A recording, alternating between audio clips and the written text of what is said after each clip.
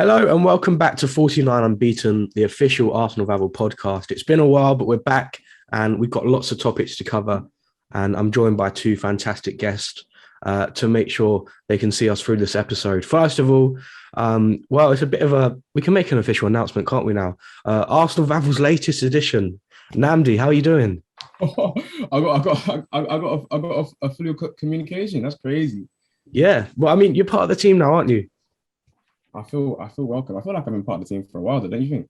We're still waiting for your official first debut article, but you're part of the team. You're part of the podcast team. So welcome, mate. How are you doing? Listen, it's been a transfer that's been rumored for a while. I'm Yeah, glad to be part of the team. No, put honestly, pen to paper on a 3-year deal. 3 year. I must make a 5 year contract. No, great to be here, man. Let's get stuck into it, man. It's been a while.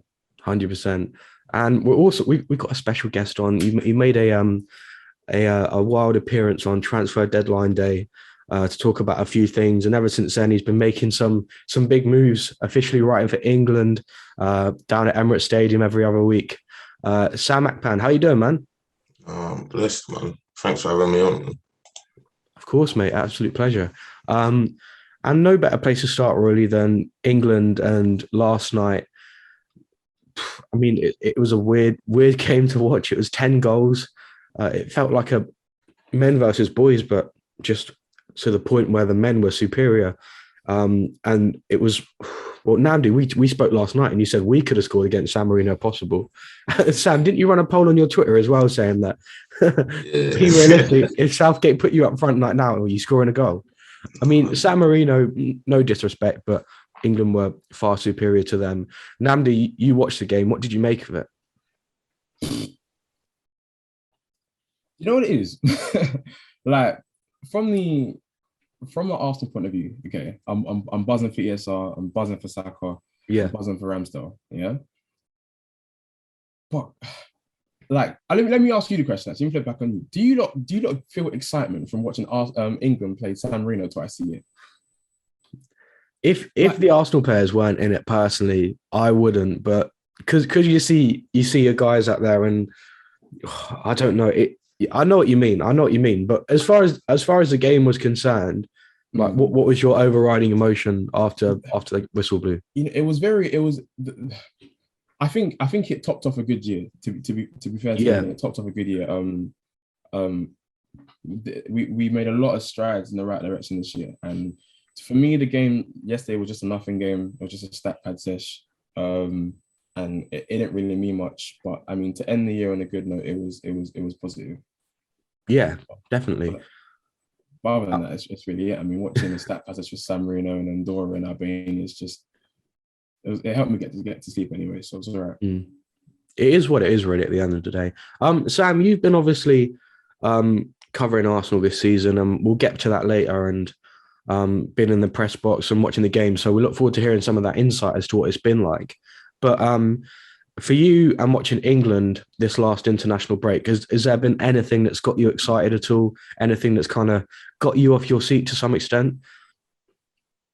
Oh yeah, I feel like the big criticism made of England a lot of the time is that they're not really attacking, or they're not really I don't know, they're just a bit boring to watch. But I feel like even if it's San Marino and Albania are a good team, like they might have had a poor game, but like but going into that, people expected them to be like more of a challenge than like they came with.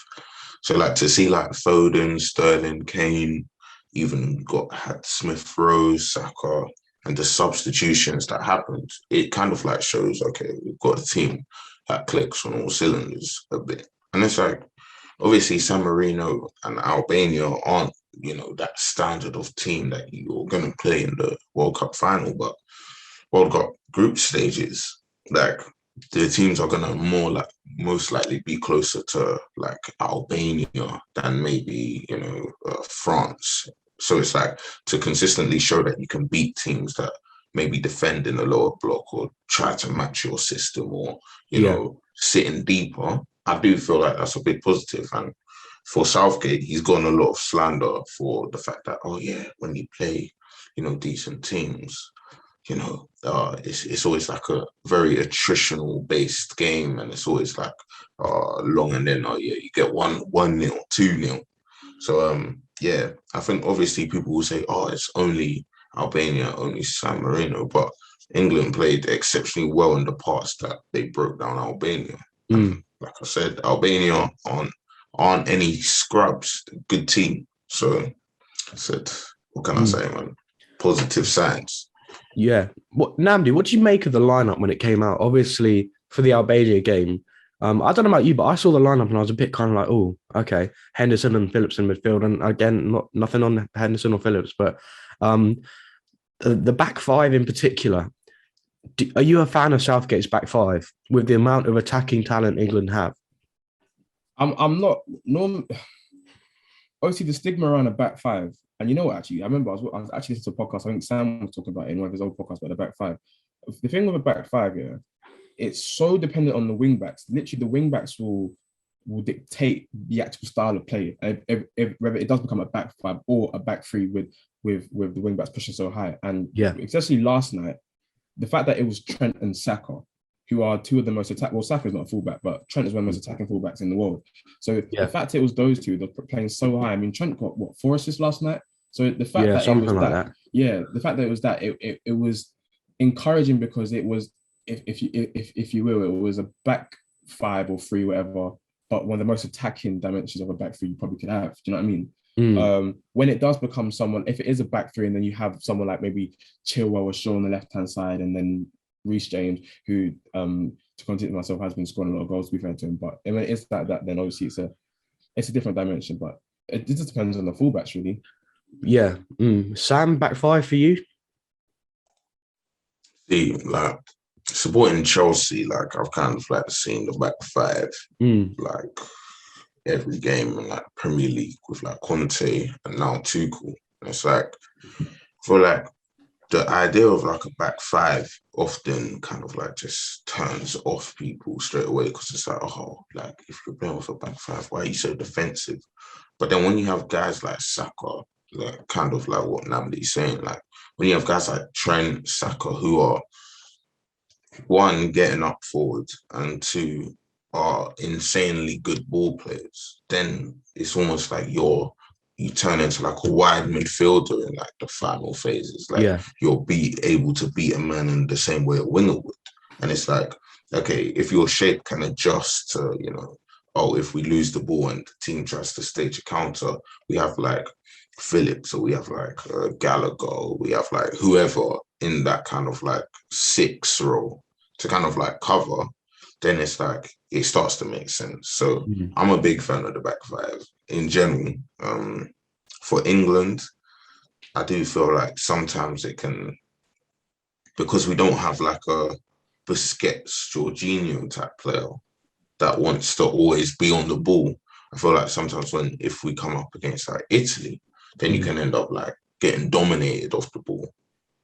But I mean, yeah, I'm a fan of it. Calvin Phillips, Jordan Henderson surprised me against Albania, actually, because I didn't think he'd play. His goal was filthy. Yeah, filthy performance.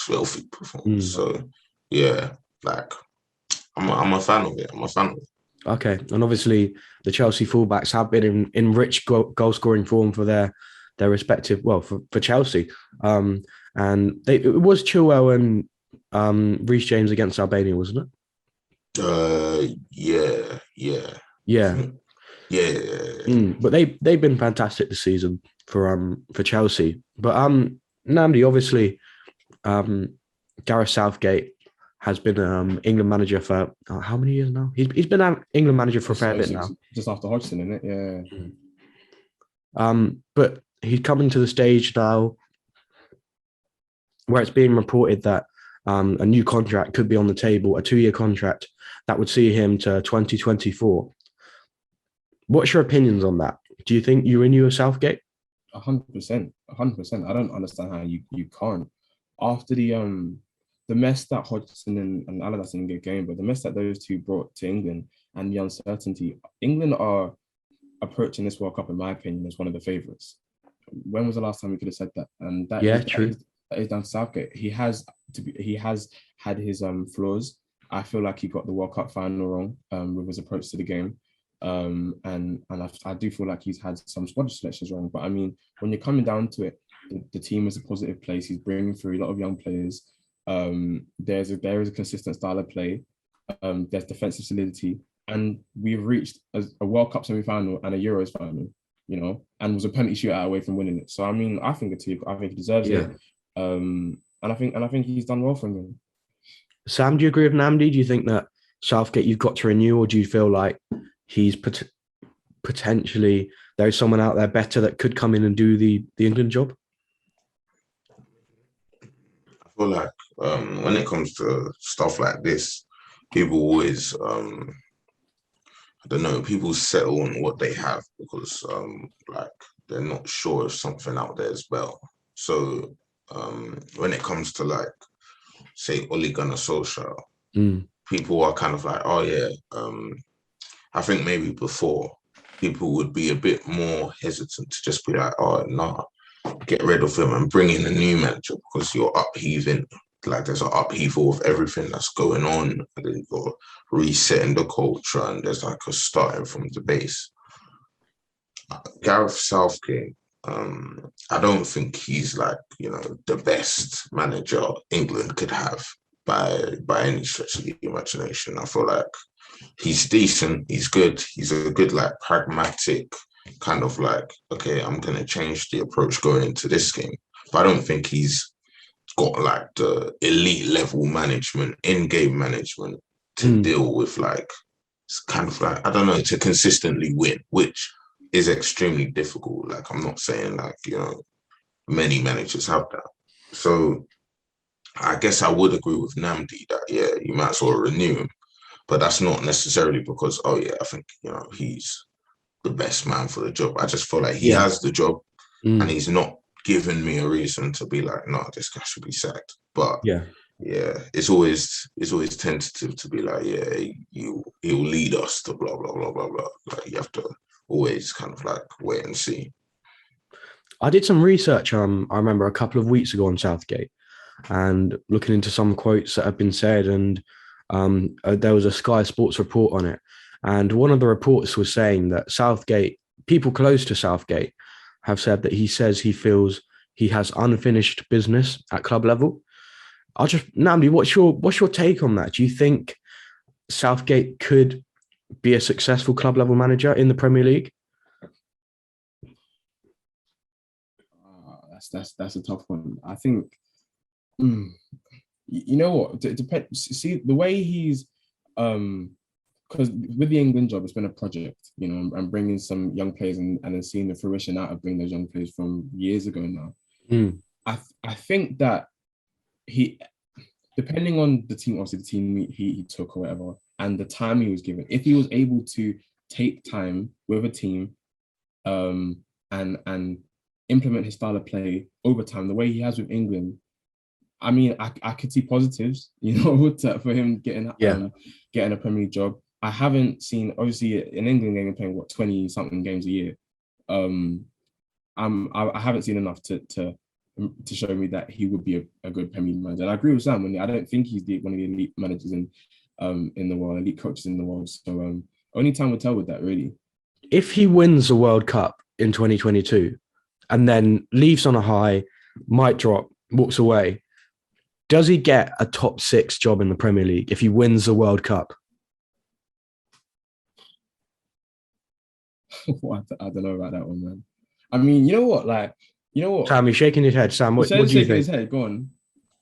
Absolutely not, mate. Absolutely not. Why though? Why? If he wins the World Cup and overcomes some of the best tacticians and teams within the whole world, does he not get a top 6? Does he get a top 10 job for you? I mean, maybe. Like, this is my problem, right? International football, it's impressive. I love watching it. Yeah, cool. It's not the same. I think it's easier to win like a World Cup than it is to win the Premier League or to compete in the Premier. I think you have the chance to kind of like play every game. I don't want to say you get lucky because there's no such thing as an easy game, but you kind of get lucky. because in the Prem you have to play Man City, you have to play Liverpool, you have to play Chelsea, but in the Euros you can get to the final and we didn't play France, didn't play Belgium, didn't play, you know what I mean? Like you can cut corners. If he wins the World Cup, more power to him. Proud of you, son. I'll probably be celebrating myself in my backyard. Promise. But top 6, oh no, man, because the game's messed up. But then you got Ole Gunnar Solskjaer, who's That's what I was doing about a to say. job. You think United will take him? Nah, they can't. I'm telling you right now. I don't think United fan would be as against Southgate replacing Solskjaer than as you think they would. You know. Oh, honestly. they would be, man. Solskjaer's a bum. He's a bum, man. Honestly, I don't think they'd be. They wouldn't be against Nuno Espirito Santo, bro. That's the problem. That's the problem. They wouldn't be against anybody. But they're down bad right now, man. They're down bad right now. You can't even tell what his talent idea is like. You can't tell how he wants to play. You can't tell like a lot of things. He walks into Man United, it could get ugly. It could get real ugly. But that's just me, eh? Yeah, no. I mean, fair enough. I agree with you. I don't think he gets a top six role. But where Namdi, where do you see his perfect route to that top 6 role? Do you think there's a perfect club for him right now? Maybe. Yeah, they just went Villa. I think a Villa project would have been a club like that. Working his way up would have been the only way I see him getting a Premier League job. I don't think he would have got a top 6 job, but I do think he could have a career in the Premier League. But yeah, it would have been a Villa or a Norwich or something like that. Sam, Norwich. I mean, to be fair, Norwich is just. I mean, maybe a lost cause is too soon, but I mean, Norwich is just a very tough job for Dean Smith going there. For anyone, yeah. Sam, you're shaking your head again. Do you not think Southgate has any potential to have a top 6? What like did this guy do to you? What did Southgate do to you? I love Southgate. Maybe. I love Southgate. You know, class. But again, like Villa. I look at Villa, right? Villa hiring Gerrard is a wild card, and Gerrard is a proven league manager. He's gone to Rangers and he's done his graft. He's done his time. You know, he's basically changed the culture there, changed the tide there. But that's league football. You've come into an institution and left your imprint. The way that England is nothing like the Premier League. So for me, again, it's one of them. I can say, you won the World Cup, but can you now transfer that to Aston Villa? So if you're the say for example Southampton, Ralph Hasenhüttl, he's come into a time where he's had some bad runs of form, and say he gets sacked in the next month. That's just hypothetically. If you're Southampton, and say Gerrard hadn't gone to Villa, and you've got Gareth Southgate and Steven Gerrard. Wait, so would you say that England manager that got to a final of a European Championship doesn't have as much credibility as, again, with no disrespect, the Scottish League? I think you're taking a risk on both of them, but the thinking with Gerrard, for me, is that just league football for you. It's just league football for you. It's just that you've come into a place, you've set a culture, and you've started. I feel like with Southgate, when you're picking a squad based on how good our players doing, it's a lot more like, it's more coaching. A lot of it is coaching because England have to play players. Players want to play for England. You saw Kane; they had to drag him off after against San Marino because the guy wanted to break Rooney's record in one night.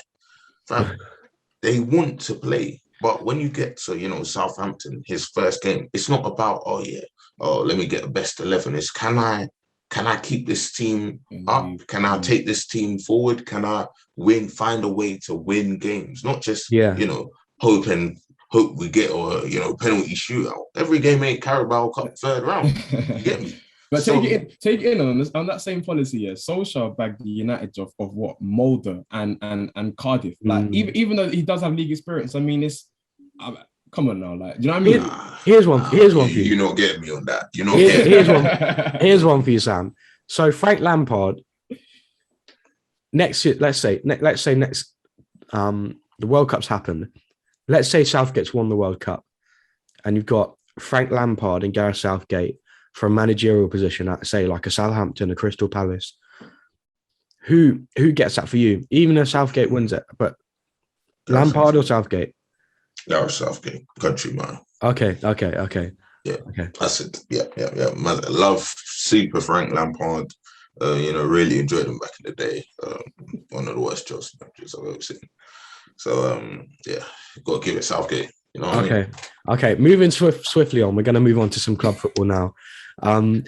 There's been a few new appointments in the league. Eddie Howe going to Newcastle, like we said earlier. Steven Gerrard, he's the new Aston Villa manager. Dean Smith at Norwich. What have you made of these appointments, Namdi? Eddie Howe's one was a bit confusing purely because I think it's a good appointment.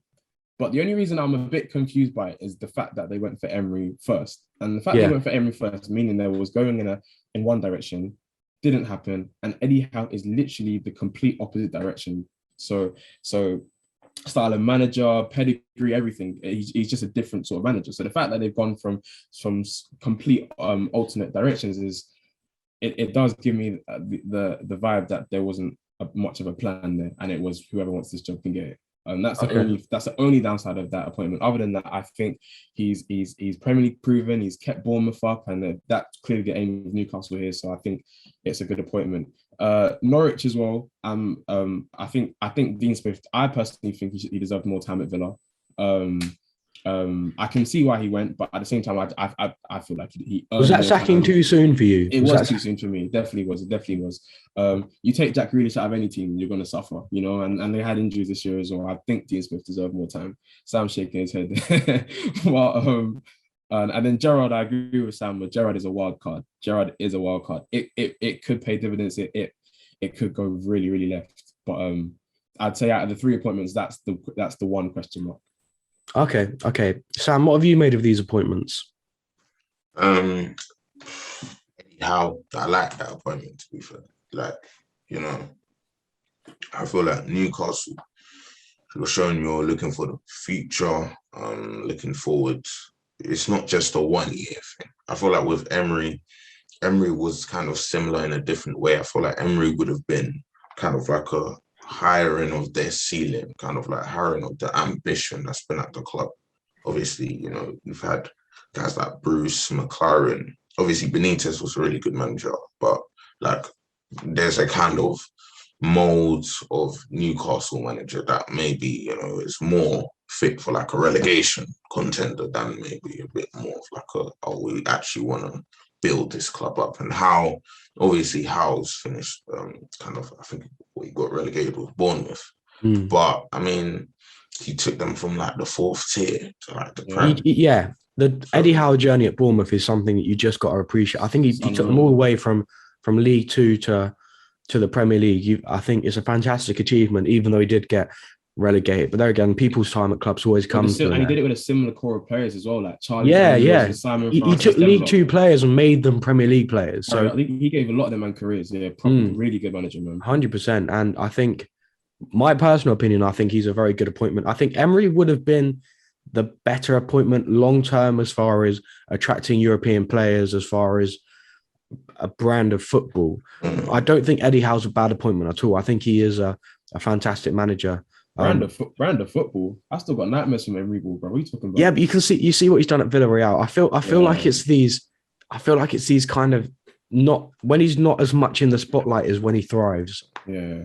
And I think he's got a certain air of smugness about him, to the point where it's like arrogance as a manager, good arrogance. I think that he knows what he reps, and it just didn't work at PSG and Arsenal. But you see what he's done at Villarreal. But sorry, Sam, carry on. You were Emery. I mean, even this year, I don't really watch Villarreal, but I don't think they're doing too great. I think they're mid-table, 12th or something. But again, I agree with you. I can see why that would push Newcastle forward. Dean Smith, completely disagree with Namdi there. Completely. I think the problem with him, right, is that I understand Jack Grealish, you've lost him, but you have I always call him Bailey, Yeah. when they are Ings, Watkins, you've got all these guys in your team. And you know what? I will agree. He was unlucky that a lot of them were injured, like at certain points, so they didn't really play together. Cool. But like the problem I saw, and I even saw this at the Emirates when I saw Aston Villa come, was that you don't seem to have like a plan.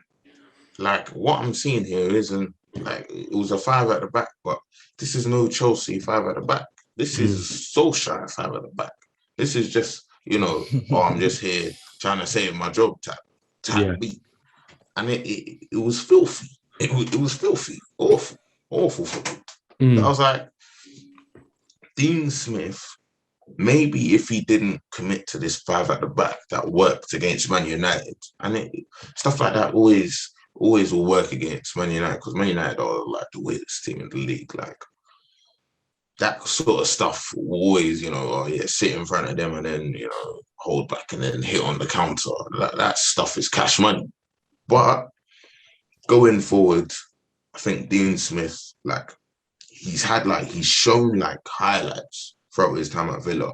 And last season when Grealish was there for the first half, he was like, you saw a team where you were like, wow, like Aston Villa can really maybe be like where West Ham are at right now.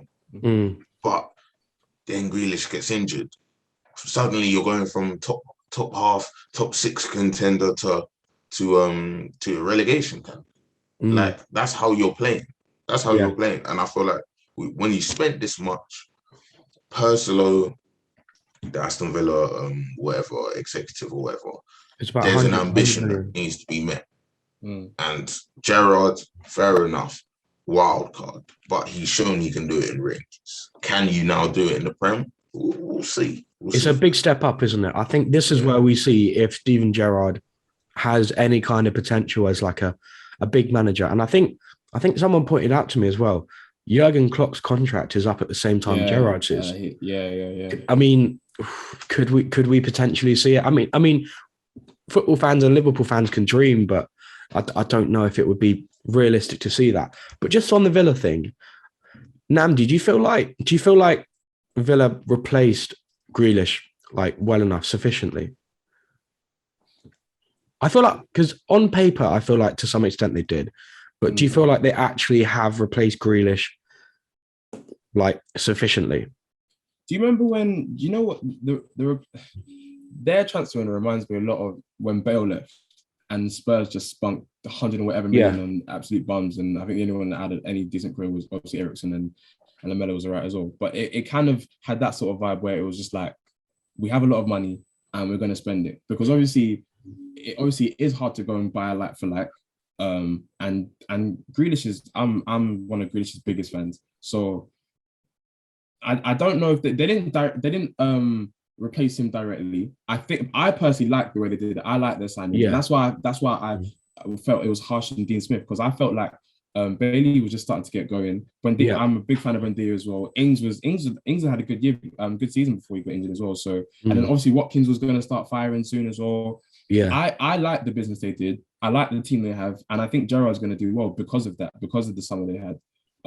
But as far as actually replacing Grealish, I mean, you think back to a play where a player that integral to a team was left, and they've replaced him in that same summer and done well. I mean, it didn't work with Bale, it didn't work with Suarez, it didn't work with Van Persie, it didn't work with Fabregas. It hasn't worked with Hazard. It doesn't normally happen. I mean, you can't really make an Arsenal comparison, can you? Because we don't really seem to get money for our best players, do we?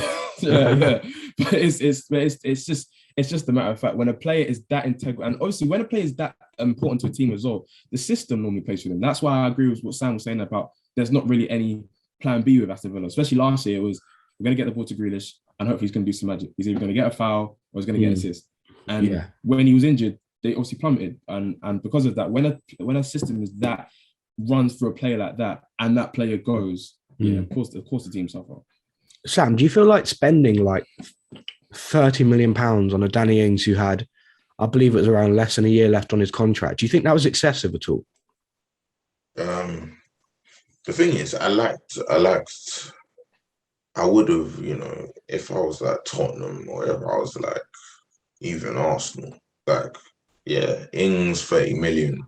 You want to strike or you want to maybe, oh yeah, let's play Aubameyang on the left and then put Ings up front or whatever. Like that could have worked. Obviously now you have Smith Rowe and Saka, so like you don't need to do that. But I think the problem for me wasn't spending the money on Ings. The problem was that you have Ings and Watkins, right? And you are kind of like spending such a big outlay on like a striker that you can't really bench him. So if Ings has to start, if Watkins has to start, that's two strikers already, which is obviously why the five at the back now looks appealing. But you look at that midfield, and again, you have like what Ramsey, Douglas Luiz, John McGinn. Like none of them are really like, how do I say it? I just didn't. I don't look at that midfield and I see, oh yeah, you're gonna overrun like the opposition. Even in games where they played Buendia, as part of that three, Buendia would now go up and be like a 10. So then it's like 5-2-1-2. Then you've got Louise and McGinn or like Nakambo or someone. And it's like, it's so easy for the opposition to overrun you off the ball because if you've only got two guys in the center, unless and Cash and Target, sometimes they drop really deep and they're easily stifled by like a good defensive setup.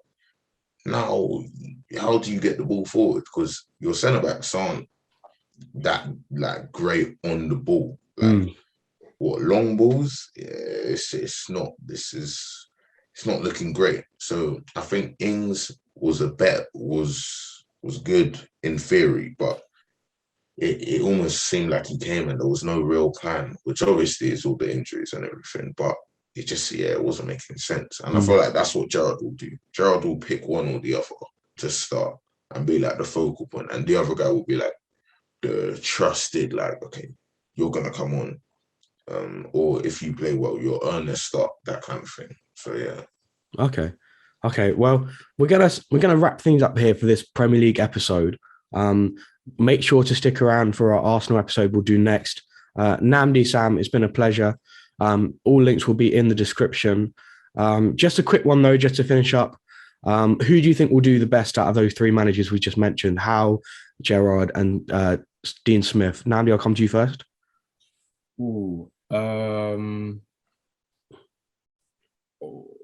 I personally, even though I like Dean Smith, I think Norwich are lost cause. So I'm gonna go Gerrard actually. Gerrard, okay. And you say you like Dean Smith. Do you think Norwich will stay up? No, they're down. No? They're down. I like him, but they're down. But they'll have good stability because I mean he's helped Villa come up and I think he was at Brentford as well, wasn't he? If I remember that right, yeah. They'll be fine, but they're going down. They're going down. Okay. And Sam, for you, out of those three managers, who do you think will do the best? I think it'll be Eddie Howe. Eddie Howe. Yeah, I think Newcastle will stay up this year, and then Not an easy task at all. Not an easy task, but again, many thanks for your company today, guys. Make sure to like, subscribe, follow us on Twitter at ArsenalVavel1. Follow these guys. Leave a comment below, like the video, and we will catch you again very soon. Cheers. Find more great shows or join the team at sport-social.co.uk.